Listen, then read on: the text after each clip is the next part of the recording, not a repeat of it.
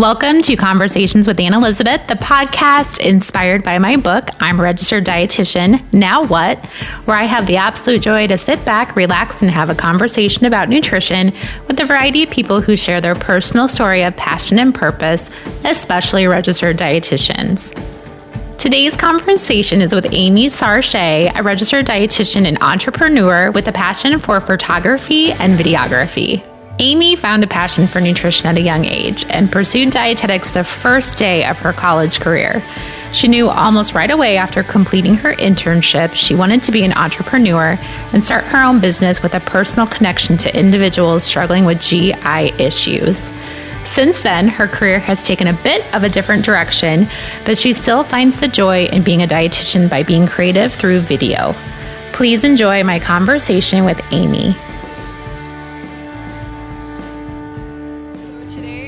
Kind of like my admin day. So I was working, but very boring tasks. Just like all the office-y type work. Yeah. Office-y and errandy and all the things that aren't very glamorous, but have to get done. Do you usually schedule your Mondays to be kind of like your kind of busy office day? Yeah. Monday is my, like kind of scheduled, like miscellaneous, all the things that need to get done kind of day. And then, I have partial on like Friday morning that I do too. And then try to leave the middle of the week open for like the actual creative and content type of work. That's awesome. Did it take a while for you to kind of figure out that schedule that worked for you as an entrepreneur? Yeah, definitely. I would say that probably like my first year would just like, I didn't have like a consistent schedule. And so you kind of feel a little bit crazy all the time. But now that I kind of have everything on like pretty much ironed out on a schedule, and it's just like, it just makes everything so much better. I think that's the hardest thing. I don't know about you, but when you started, even as a dietitian, which we'll talk about, your kind of journey to being in this career that you're in right now, but just learning and navigating that way to schedule yourself and to give yourself free time and to give yourself office time and to give yourself like creative and work time. I think that's a whole nother animal that we have to learn. Oh yeah, for sure. Yeah. Cause I mean, if you're like, obviously if you're running a business or anything kind of along those lines, you have to think about that. But even if you're like inpatient or really any setting, like dietitians have a decent amount of autonomy, I think. And so you have to kind of know like how to plan out your days. But I don't know, sometimes it's a little bit of trial and error and just kind of continually adjusting because what you think might work might not work. That's so true. I think it took me like 3 or 4 years because I work in retail and it's pretty much I set my schedule. And it took me like 3 years just to figure out that I don't need to schedule myself the Monday after vacation and I don't need to see a client the minute I walk in the door. And I don't know. I feel like that's another task, that just teaching yourself how to schedule yourself so you can stay sane. Yeah. Yeah. No, for sure. Yeah, definitely. And then when you're the boss, that's even more exhausting. Yeah, no, for sure. I think it just keeps you sane and it keeps, the work getting done, obviously. But yeah, the easiest way I found to finally kind of get into a point where you feel good about the pattern that you're following is just kind of tracking, what days you're most productive doing the different tasks. And then anywhere you're able to group things, I feel like that's good. But I agree with what you're saying, like being aware of your time and like, you don't have to schedule somebody the first minute that you're working in the day, or like giving yourself a little bit like of time to ease into things sometimes can make things, better actually throughout the day. Have your coffee, look at your schedule, absorb what you're going to do for the day. Right. Yeah, for sure. You get kind of in that mindset. Mm-hmm. How did you kind of track? Like you said, you tracked when you're most productive. Did you have a tool for that? Or did you just kind of do like chicken scratches? Yeah, I have to look at what the tools are actually called. So I use a couple of, I'm trying to think what they would be called. I mean, sort of productivity, but like organizational type of tools. So the main one is called Basecamp. And it's pretty robust. Like a lot of businesses use it to work on tasks and projects, and you can have teams and things. But my husband and I are actually a little bit, I don't know, we're a little bit crazy about things. So we have it just for our personal lives. Oh. And then I also use it for my business too. Nice. Yeah. And you can look back at, like when you're scheduling tasks, and I would just kind of make it at a point to see, like when I was doing things, and then like how many things were actually getting done on those days. And certain days kind of pop out like, oh yeah, like I feel surprisingly like most motivated to do creative content in the very middle of the week, which I expected to feel really motivated at the beginning of the week, but I'm more just like kind of need to coast through my Monday and just do a lot of admin tasks. But yeah, that's my main one. And then for day to day, sometimes I throw things in an app called Wunderlist, but it's with a U instead of an O. And that kind of allows me to kind of look at like how I'm grouping things too. Interesting. I'm writing those down because I obviously need some organizational skills in my life. So that might be helpful. Yeah, no, for sure. Yeah, there's all kinds of options too. I'm trying to think because Basecamp is somewhat expensive, but I think really worthwhile. But there's other ones like called Monday is one, and they have some really unique features where you can put, kind of like a progress meter for tasks and things, which is really cool. And then I think Asana is another one. There's a couple other popular ones too. Thank you. I like those kind of resources because those are like, someone that's actually tried them, use them, find success with them, to share those with other people just who need a little help to organize their lives. And if those tools are there, it's good to have them. So yeah, most definitely. And I love sharing the actual names of tools because I feel like practicality is very important, and that's something people can take away right away. Sure. And I think it's more and more, there's just so many options. And so it's like, how do you narrow them down? I always get overwhelmed of reading other people's, like maybe a blog post or like a magazine article, and be like, okay, well, they just named 17 different things. What should I even start with? So getting advice is nice. Yeah, for sure. Yeah. And I think, I guess like on that note, another line of advice would be like, I do kind of make it a point to, even though I love like my productivity apps or like different editing apps or different things like that, I try not to get like too stuck on them. And I make it a point to like every time I read an article that has a bunch of them, I just go and download them. And on the weekends or when I'm, have free time, I kind of have like a folder on my phone, and I'll go through those apps, or on my desktop, I'll go through those apps and just kind of play with them and see, because the functionality, like you're saying, they all have their strengths and weaknesses. So, staying up on like what will be the most helpful for you and just kind of trying them out, I think is the most helpful way to figure out what you like. Yeah, because there's so many options, and not everybody's the same. So yes, yeah. What one person likes isn't what the other person. That's why we live in America and we have so many options. It's crazy. We do. We have so many options. Well, we probably should talk about, before we get into kind of what you're doing right now as an entrepreneur, let's kind of go back to when you decided that you wanted to be a dietitian, or that nutrition was kind of something that you saw yourself doing when you grew up. Yeah, definitely. So I had an interest in nutrition starting back in high school. My mother was pretty into nutrition, and she would go to these health talks with a chiropractor every month. And so I went along with her to those at first, kind of begrudgingly. I always loved learning, but I wasn't, super into into nutrition at the time. And I had a really good friend who was into nutrition as well. So when she would come over, her and my mom would be talking about it. And I was like, this is kind of weird. But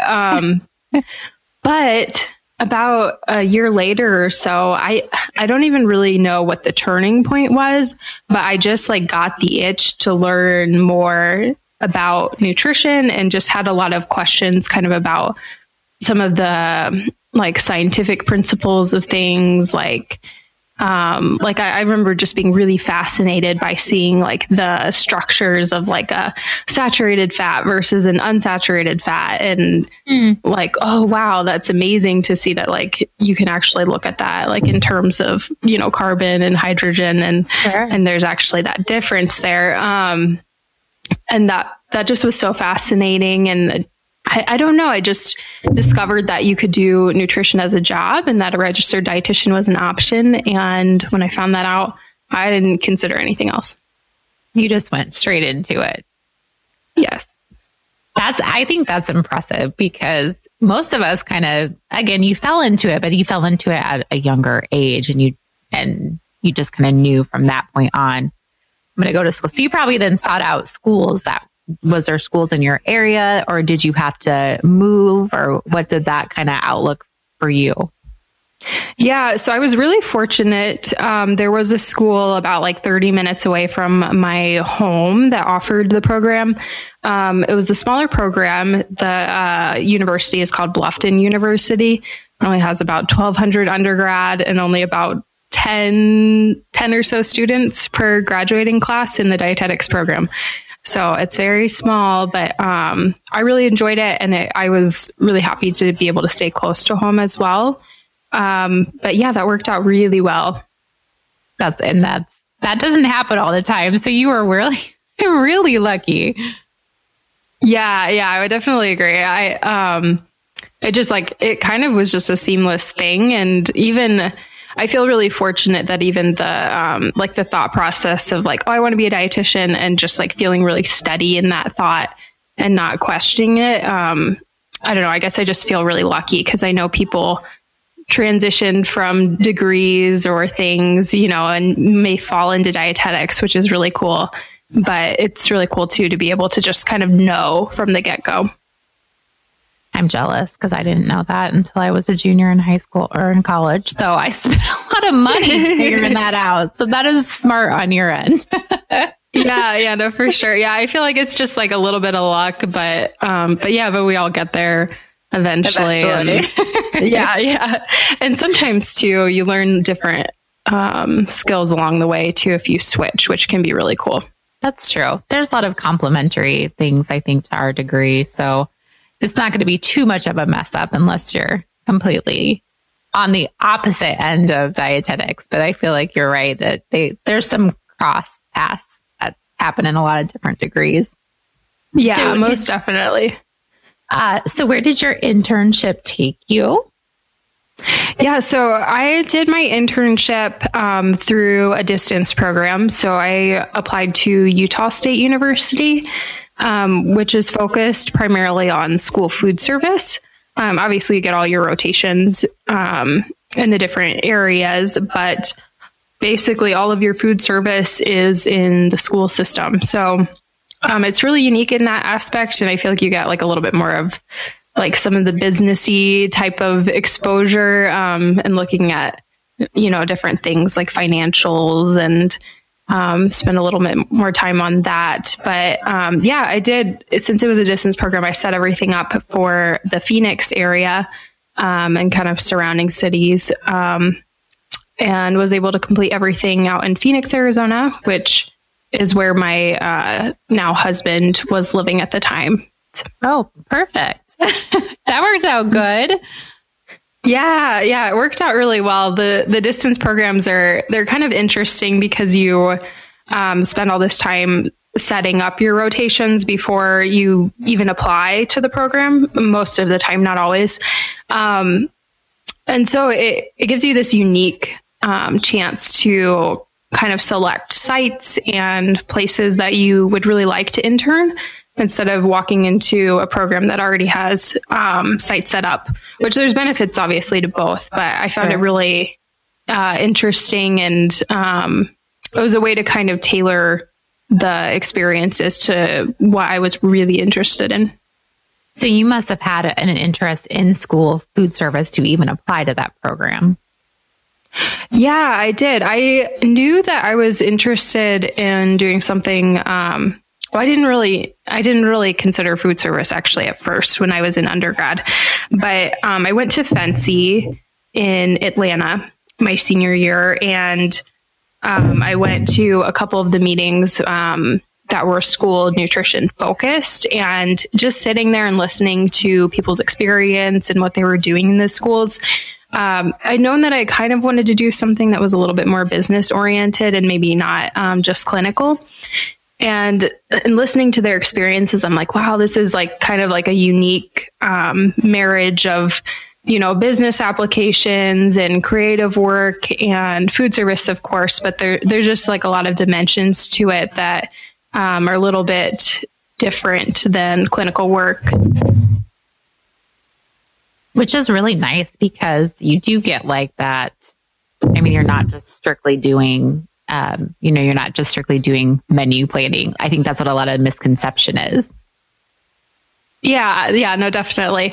There's so much with school food service, and it's a little bit different in each district, but you have all the government regulations, and if it's like a really large district, you might be operating with, like millions of dollars in your budget. So that requires, a lot of thought and skills that kind of expand outside of dietetics. That is scary. I couldn't imagine having, managing $1 million budget. That would, for someone else, like if I screw up on mine, no big deal. But if I would do it for someone else, that would make me nervous. Yeah, no, for sure. Yeah, even like Deca millions for some of the larger school districts. But yeah, wow. It really is an interesting, it's just an interesting field. There's just a lot that goes into it. Did you was there quite a few dietitians employed in your school food service rotations?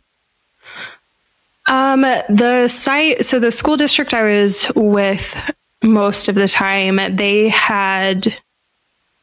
originally had 4, and then they ended up having 3 dietitians on staff and one person the role was traditionally filled by a dietitian, but it ended up being filled by a student who had graduated with the degree but hadn't done her internship yet. Gotcha.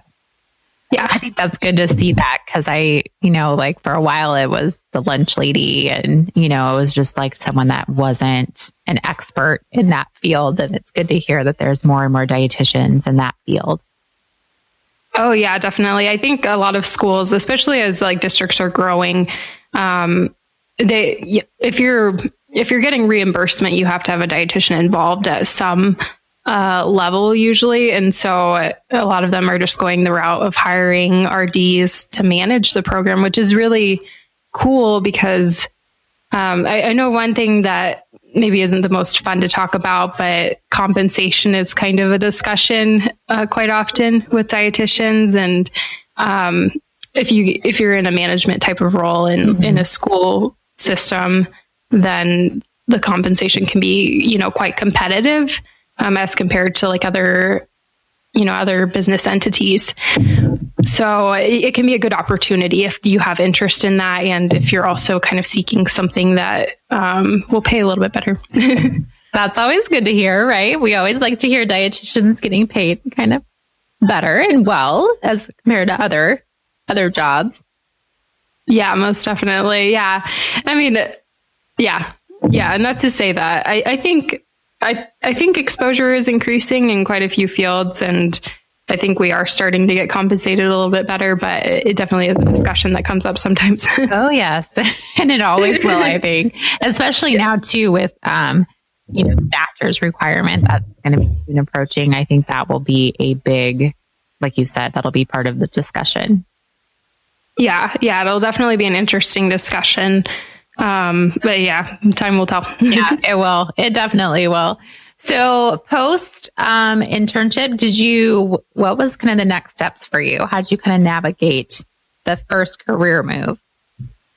Yeah, it was definitely a thoughtful choice, but I ended up going down the route of starting my own private practice in the Phoenix area. So taking clients locally and then also online and via telehealth type of applications. I knew that I wanted to do counseling, which was actually kind of a switch because I really thought I wanted to do school food service, obviously, before I applied to my my internship and then had a good experience, but it just wasn't, ended up not being quite like the best fit for what I wanted to do. And I just really, really enjoyed the counseling at that point.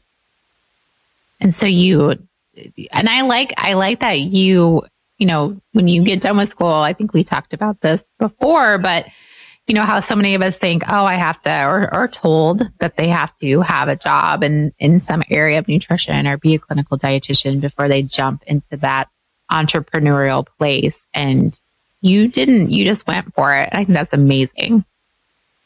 Yeah, I think there's good, like, it's a good thought both ways, but, because on one hand, you can get more clinical experience or things that might strengthen you later, or even give you a bit of confidence starting out on your own. But I don't think that you have to wait.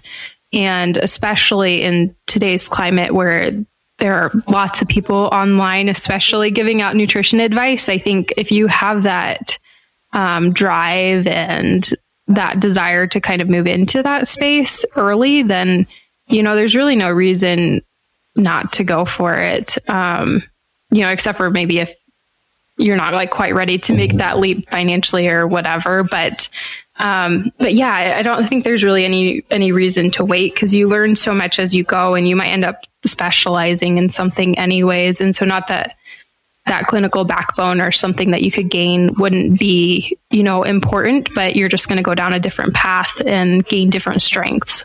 Did you start out in one area and then end up in a different area when it came to what kind of clients you attracted? Yeah. So I started out kind of like a lot of people do, just thinking, okay, well, I can see, everything, like pretty much.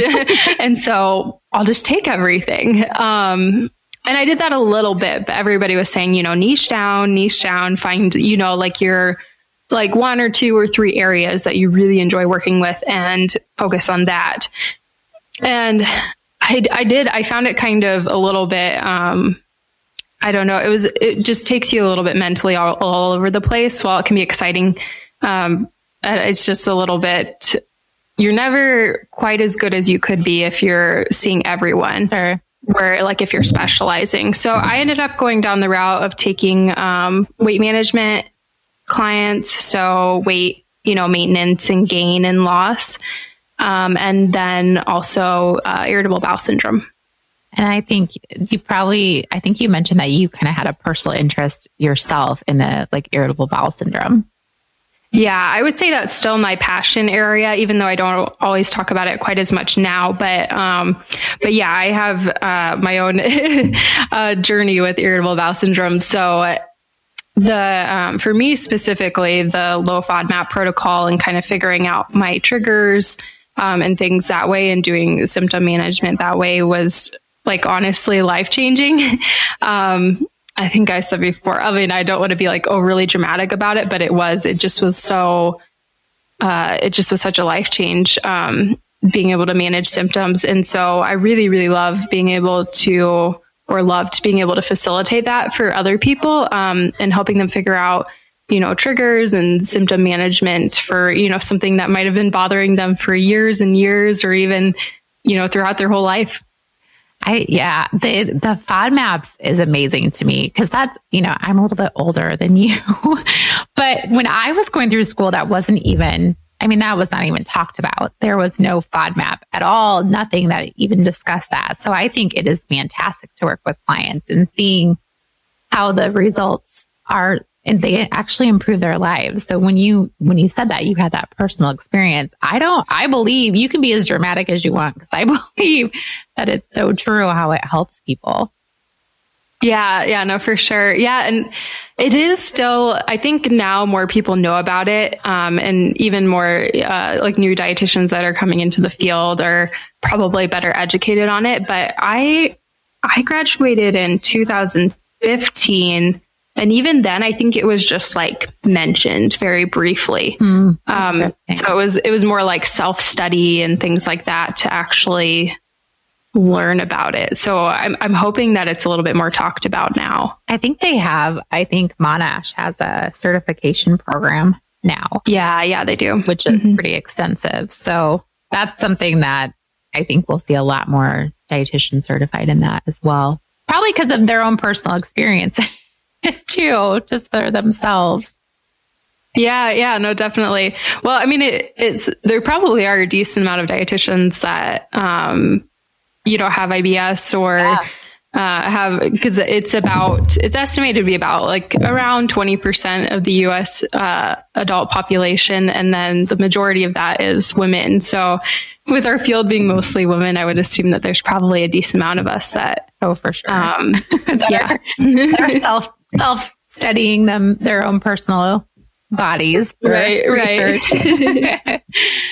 So have you been doing your private practice then since you got done with school, or have you taken... So I did my private practice right after getting credentialed for about a year, and then actually had a time where we were about to move out of the state. And so I kind of tapered down clients, and then when was going to restart, ended up actually transitioning into, it's kind of interesting, but a little bit out of nutrition, but I do video production for small businesses in Phoenix mostly. Oh my gosh, that's a complete difference. So how did you get into that? Yeah. So, kind of on the side while I was, doing my private practice, my husband and I were doing some traveling and, racing, which is kind of his hobby. And so I picked up photography on the side and then started doing some volunteer work and, just started playing around with doing a little bit of videography. And we had some friends who do it on like a very professional level. And I always found it kind of their work very intriguing. And I think just being like in the racing world per se, and you kind of, even if you're a hobbyist, you kind of make a name for yourself because it's such a small niche and just kind of like a small, close-knit community. And I just kind of started getting hired by people in kind of the motorsports and action sports space primarily. And it was so, I actually found it, while I love counseling and loved, counseling clients, I find the video production even more like interesting and fulfilling. That's fantastic that you've kind of fell into that and you've found that you have a passion for it. It's interesting how you've kind of transitioned. I mean, you're doing stuff professionally for businesses, and then you also do dietitian related stuff as well. Is that kind of to keep you in the dietitian world a little bit more? Yeah.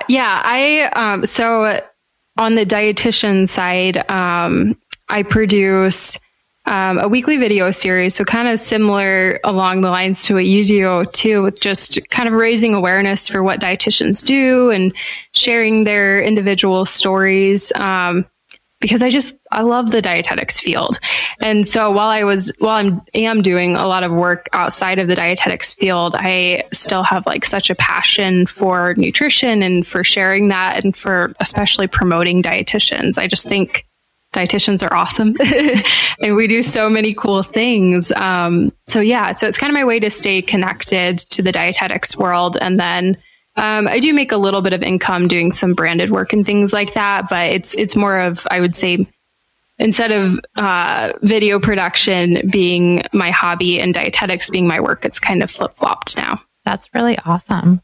I mean, I love that you're staying connected by promoting other dietitians, because I feel like we need more of us cheerleaders in this field because there's just not enough of us.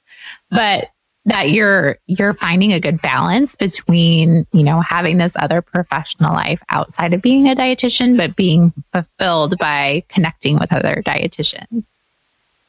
Yeah, definitely. Yeah, I think it was kind of my thought, if I'm not going to be able to be in the field can still be in the field, but if I'm not going to be as active in the field and like filling a specific role, then one of the best things I could do to kind of give back is by sharing other dietitian stories who maybe aren't, are a little bit intimidated by video or aren't quite as savvy with video or just aren't as interested in it for whatever reason, but are doing, amazing work, like amazing research or things that are generally behind closed doors that people might not hear about.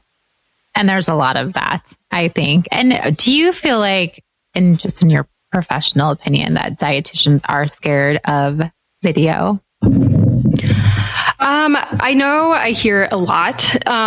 It's a conversation that comes up quite a bit. And I feel like it's being talked about, or at least I see it a little bit more at conferences and things. There's usually some sort of session on video or things, but it's usually kind of the basics. And then even the discussion, people are like, oh, well, I'm just scared to even start. And it makes sense. It's something that we're not trained in. Mm-hmm. It's pretty outside of our wheelhouse. But I think it's really important.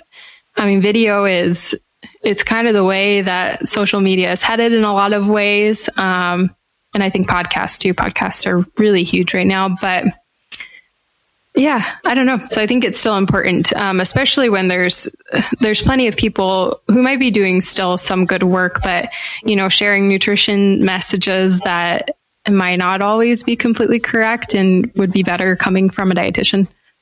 I agree with you. I think sometimes people just are so overwhelmed. And I think sometimes the education that we get is very minimal and it's very basic, probably more for you just because you're farther advanced than the rest of us.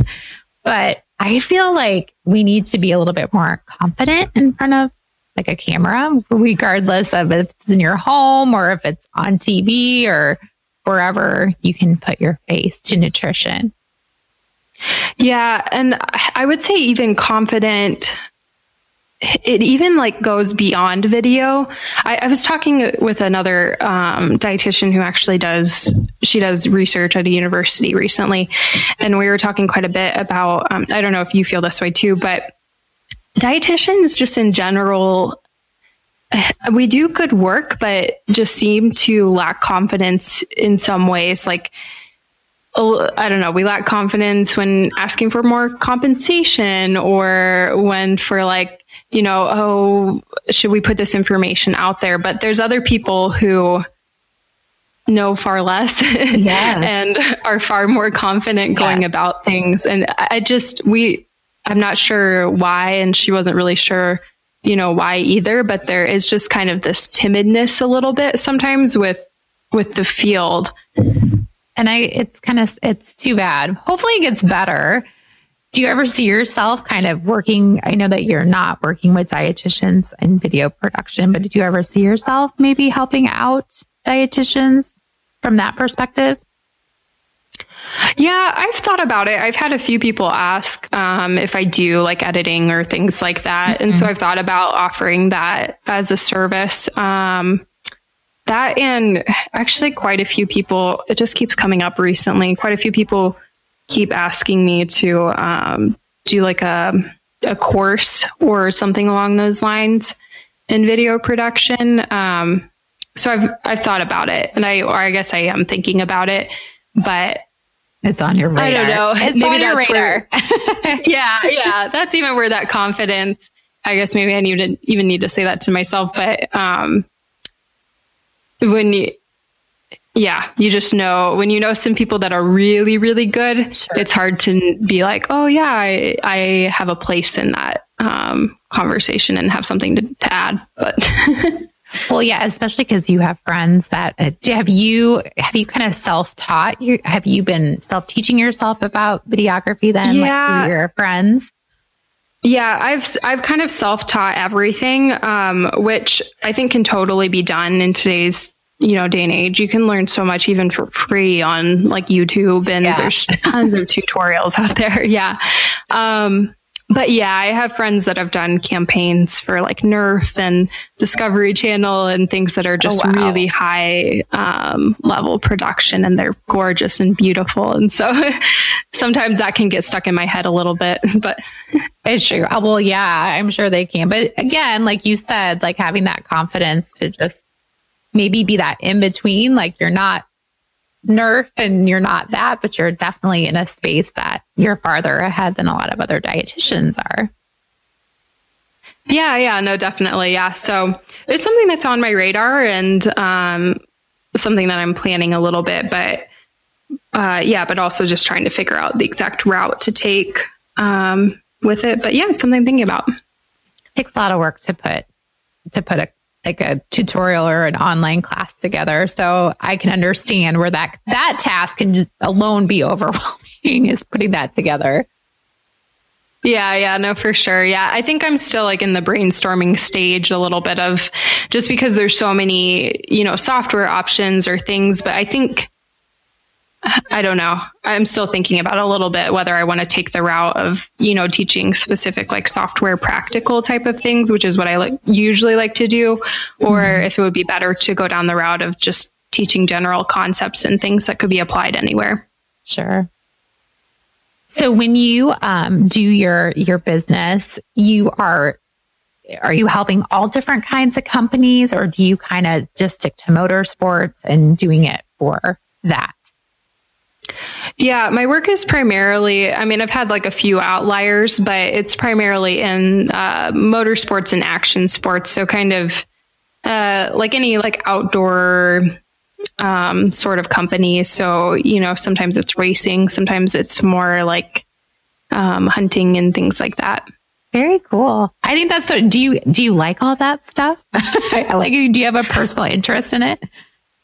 Yeah, I find the racing really interesting just because I've learned a lot through my husband and just being involved in the communities. But I would say the other action sports I don't really know a ton about, but that can make it kind of fun because you're coming at it with fresh eyes a little bit sometimes. So I think it's interesting to look at what's already been done and then kind of like see if you can apply other principles and come out with like a really good, promotional video or whatever we're doing for the company. Very neat. That's all. I think it's interesting how we fall into just different things in our lives. And then we kind of are like, oh, I really like this. It's really fun. Yeah. No, it's so interesting. It's something I never really envisioned myself doing. It just kind of, it just kind of matriculated, I guess. But it's really interesting and it's fun.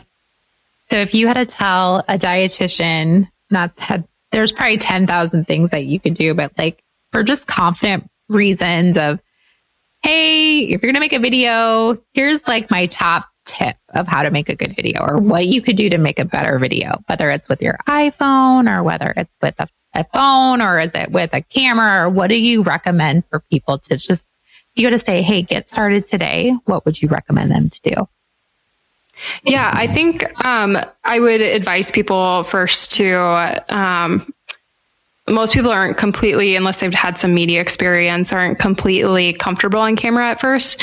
So I would say, grab your smartphone or whatever camera, just whatever you have available, even a webcam. Some webcams have really great video, but it doesn't even matter for the first few. Just sit down, film something and look at it, or even don't look at it, but just do it a couple times. Maybe don't even post it.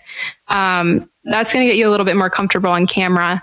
And then once you're a little bit more ready to proceed, smartphones are great these days. They have pretty decent quality cameras. Some of them are even film at like 1080p, and 720 might be fine too, if that's what your camera films at. But yeah, just start with what you have. Use daylight if you're able to, or prop a couple lamps in front of you.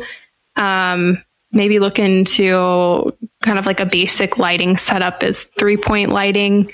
That's something people could Google, but that'll get you kind of a good start. And then record the audio on your phone, or on a microphone if you have it, or, just kind of use what you have and you'll progress as you go. But I think the thing that kind of transcends the quality type of issues like audio and video is having like a really comfortable and engaging personality on camera. And that's something that for most people isn't supernatural. It develops over time.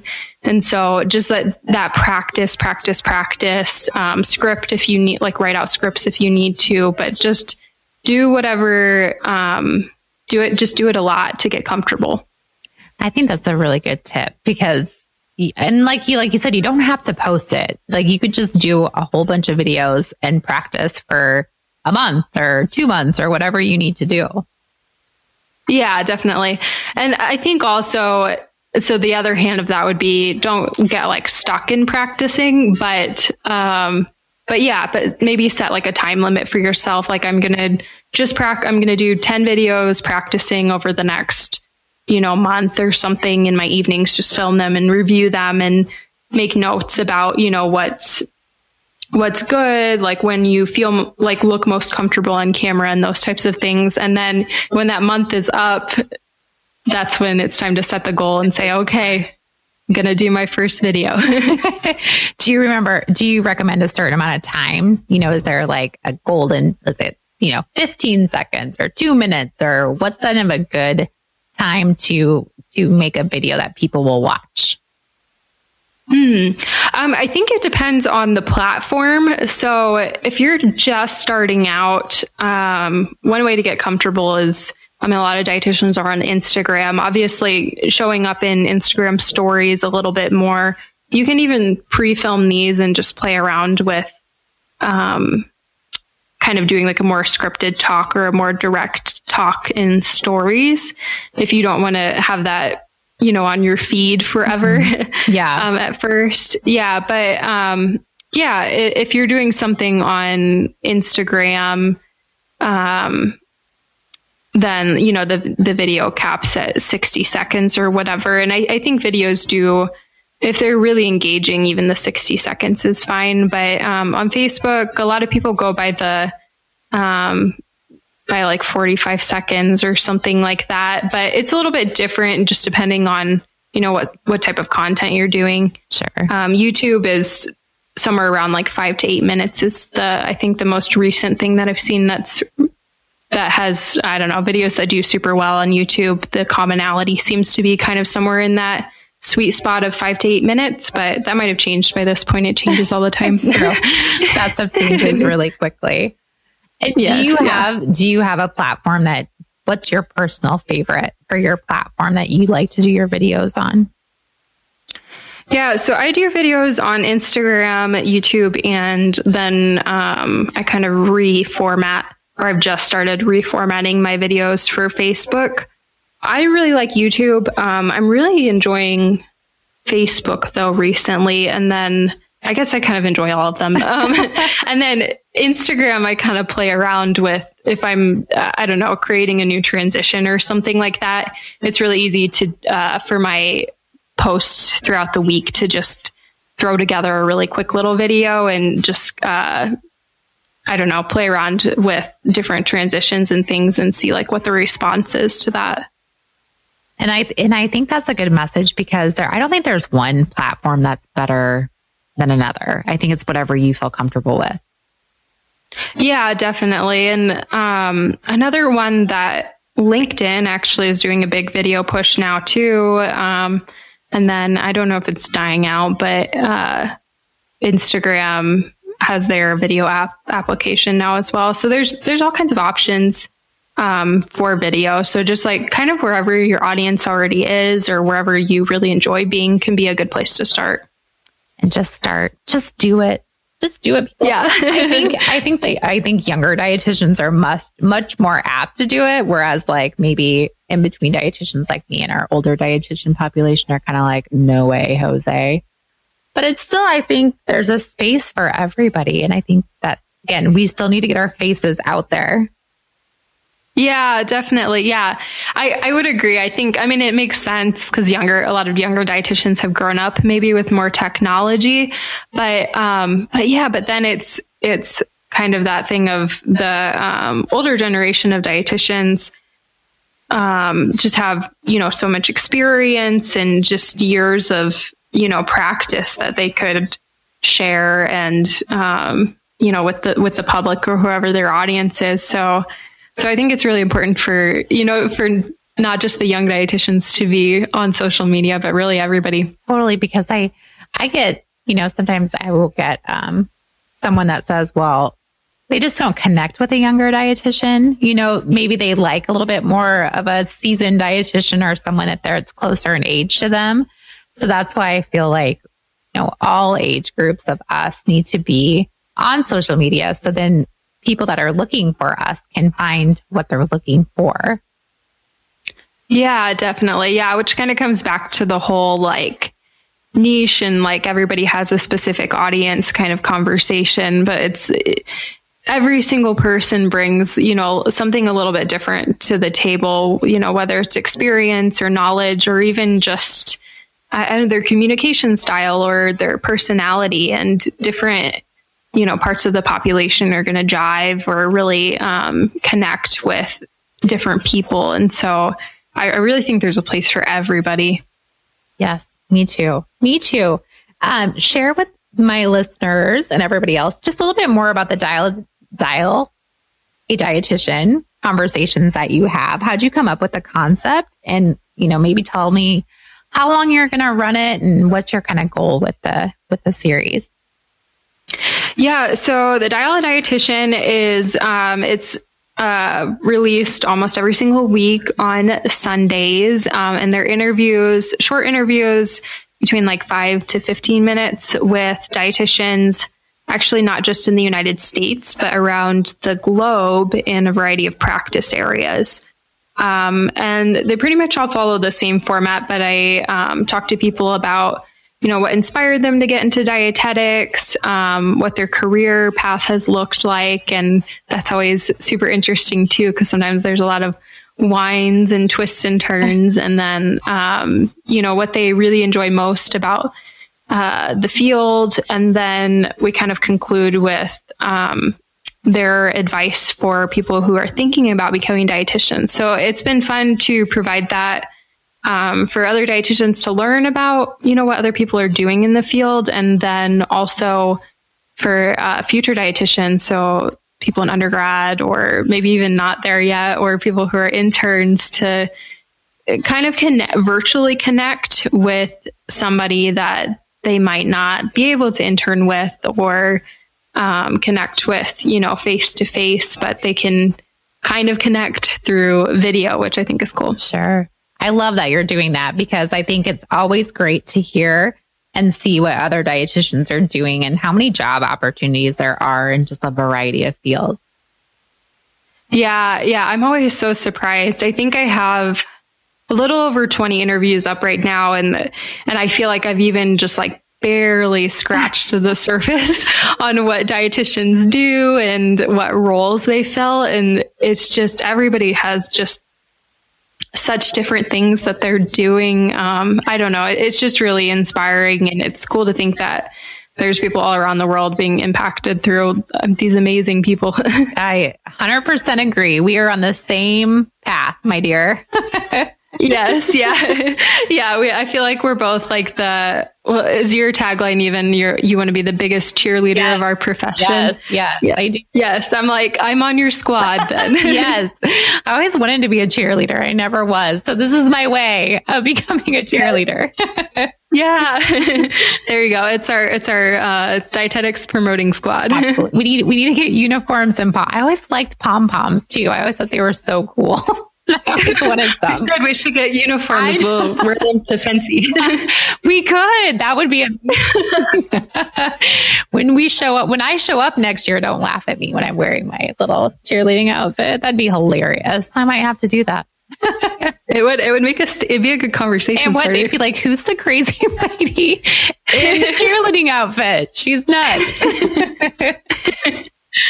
Oh, funny. Well, I just think everything that you're doing is fantastic. And it's just interesting to know that you're a whole lot of other things besides just what I think we see on the dietitian end. And, it's exciting to know that you're having a lot of great success. And I would definitely hope that people will reach out to you for maybe some entrepreneurial advice as well. And maybe some video advice you'd be a perfect person to reach out to. Yeah, no, for sure. I love connecting with people, and I have people message me all the time asking about, apps or editing questions or things like that. And I love helping out. So definitely don't feel intimidated or think that any question is a bad question, because I love connecting with other dietitians. Well, good. I will put all your contact information in the show notes, and anyone can always email me to get those. So thank you so much. And now I have to ask you the really hard questions, because everyone tells me these are the hard questions. So everything else was easy compared to this. But why don't you share with me some of the foods that you enjoy? Okay, this is easy actually for me. So it won't be a hard question yet. But if I had to eat the same thing every day, it would be tomato soup. I love tomato soup, Caesar salad, probably mac and cheese and pizza. That you could live off of that. Yeah. No, for sure. Yeah, you get a lot of a lot of good nutrients, right? Tomato soup. Now tell me more about that, because that's I've never had that answer before. Really? No. I would say great. Tomato soup is like and I'm like, sometimes I'm like, I don't want it to be a dietitian-y answer. That's like genuinely what I love. But ever since I was a kid, I actually didn't really like tomatoes, but I've always loved tomato soup. And if there's tomato soup on the menu at a restaurant, except for a select few that have awful tomato soup, I always get it. Oh my gosh, that's great. Well, I think tomato soup is, do you make your own as well, or do you just like to kind of order it out? Yeah, that's the funny thing. I actually don't make it much at home. I just order it out everywhere. Yeah. That's okay. Do you have a favorite beverage or beverages that you enjoy? I'm really big into the sparkling waters right now. I'm kind of gone down the route of trying a bunch of different flavors, but yeah, like sparkling water in cherry flavor is my favorite right now. Oh, I'm so with you, girl. I love the cherry sparkling water. It's delicious. Yeah. I know. I've actually never been much of like a soda drinker. But now I drink more, it's sparkling water, but I drink more carbonated beverages than before. It's not like it was a replacement. It's just like a new obsession. Well, there's so many options. I mean, every week there's a new brand that came out with a new flavor, and it's endless. Oh my gosh. Yeah. And there's even ones now. What was it? I think it's like the Kroger brand. They have a Dr. Pepper type of flavor and Coca-Cola type of flavor now. So now they're even kind of mimicking the flavors in like regular soda, and they're actually pretty good. But hilarious. I didn't know. I haven't seen those. Well, I'll keep a lookout for those, because yeah, they're really good. Interesting. Do you have a favorite scent or a favorite smell? Anything vanilla. That's always a good one. You can't go wrong with vanilla. No, you can't. It's just like a nice, I think kind of, even at the holidays and stuff, there's like a lot of vanilla. So I think maybe that's why I like it. But yeah, it's just a nice smell. It is. Do you have a favorite color?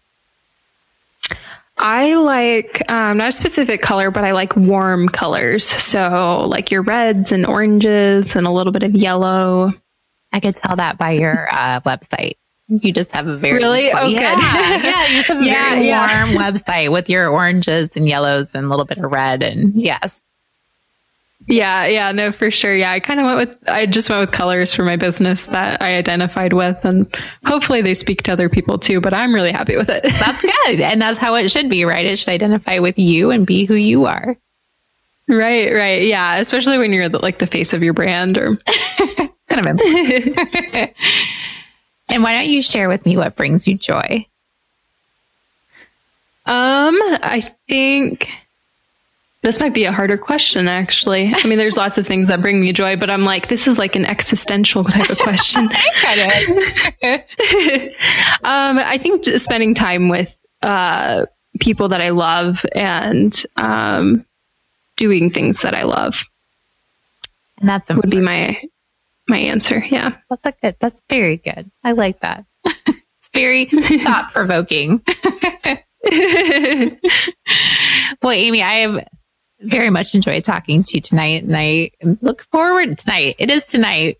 No one probably knows that it's night, that we're talking at nighttime, but if anyone needs any help or any encouragement with videography, you are our girl, and I thank you for all that you do. Oh yeah, no, thank you so much for having me on, and this was really, really fun. I'm glad we got it all worked out, and it's been really fun to chat. A few tries, but we got it. Yes, yeah. How awesome is it that we work in a profession that offers us the opportunity to trickle into other passions? Aimee is one of those dietitians who always goes back to her roots, even though she does other things. She has a fantastic YouTube channel full of great videos, and I always enjoy watching her Dial a Dietitian series to get to know other dietitians in the world. Make sure to go to the links in the show notes to connect with Aimee and follow her on YouTube. My website, AnnElizabethRD.com, is where you can read the latest post in my Nutrition Noshes blog. That is the home to the diary of my life, including my hell yeah happenings, adventures, food I'm noshing on, my music inspiration, and what I'm loving right now. You will find all my previous podcast show notes and links to things we talked about during all my conversations with these inspiring humans. My book is also available to purchase on my website, and I hope we can connect on social media by finding me on Instagram, Facebook, Twitter, and Pinterest at AnnElizabethRD. Remember to be great always, find the joy in each day, and to start a conversation that truly matters.